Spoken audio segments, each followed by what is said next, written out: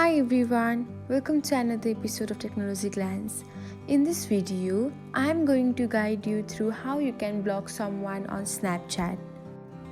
Watch till the end and don't forget to subscribe to Technologyglance by hitting the subscribe button and press the bell icon so that you'll never miss another update. Without further ado, let's get started. First of all, open the Snapchat app on your device. Log into your Snapchat account if you have not already. Then tap on the search button.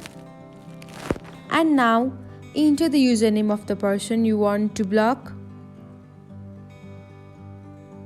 Select the account and tap on the username. After that, tap on the three dots icon. And now select Manage Friendship. After that, tap on Block. And again select block to confirm your action. And that's it guys, this is how you can block someone on Snapchat.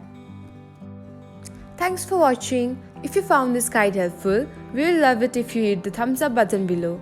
We upload great new tech tutorials like this one every day. So don't forget to subscribe to our channel and hit the bell icon to get an update as soon as we post a video.